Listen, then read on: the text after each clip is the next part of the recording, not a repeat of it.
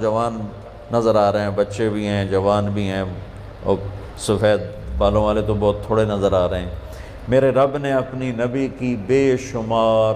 لامحدود صفات میں سے ایک صفت کا نام لیا، یرید ان یبعث امیا من الامیین، کہ میں ایک نبی بھیجنے والا ہوں، لا یقول الخنا، سبحان اللہ، لا یقول الخنا، ایک نبی بھیجنے والا ہوں جو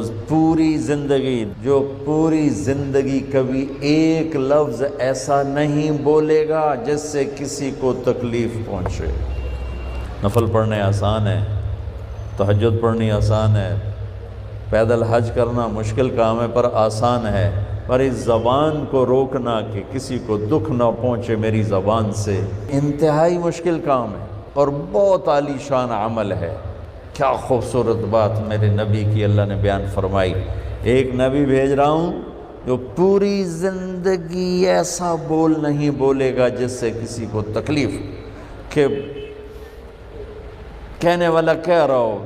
یا طارق جمیل نے ایسی بات کی نا میرا دل ہی توڑ کے رکھ دیا۔ یہ جملہ میرے نبی کے بارے میں نہ کبھی کوئی کافر بولا اور نہ کوئی صحابی بولا اور نہ کوئی اپنا بولا نہ کوئی غیر بولا، سبحان اللہ، کہ زندگی میں زبان سے پھول جھڑے، شہد جیسا میٹھا بول نکلا۔ ایک بڑے صحابی ہیں، ان کا نام ہے ابو دوجانہ، یہ بڑے صحابہ میں ہیں، میرے نبی کے سفروں میں ساتھ رہے، اور صحابہ کی تعداد 1,24,000 نہیں ہے، یہ تعداد ہے حج میں آنے والوں کی۔ صحابہ کی تعداد تو کہیں 4-5 لاکھ تک چلی جائے گی، حج میں جو آئے وہ 1,24,000 تھے۔ صحابہ تو اس سے کافی زیادہ ہیں، کتنے ہیں یہ تو کسی کتاب میں نہیں پڑھا، لیکن 1,24,000 تو صرف حجاج تھے جو آئے، صحابہ تو بہت زیادہ۔ اس سال چیچک پھیل گیا، بہت سے صحابہ حج سے رہ گئے، نہیں آ سکے۔ ان سارے صحابہ میں جنہوں نے ہر سفر اپنے نبی کے ساتھ کیا، ان کی تعداد 200 سے زیادہ نہیں، 200 سے، یہ 3-4-5 لاکھ صحابہ کا خلاصہ ہیں 200 صحابہ، پھر ان کا خلاصہ ہے سابقین اولین، اور اس میں ہے ابو دوجانہ۔ اور میرے نبی کے یہ محبوب صحابی کہہ رہے ہیں کہ لوگو ان ارجع عملی عندی، میرے پاس بخشش کا سب سے بڑا عمل، میرے پاس بخشش کا سب سے بڑا عمل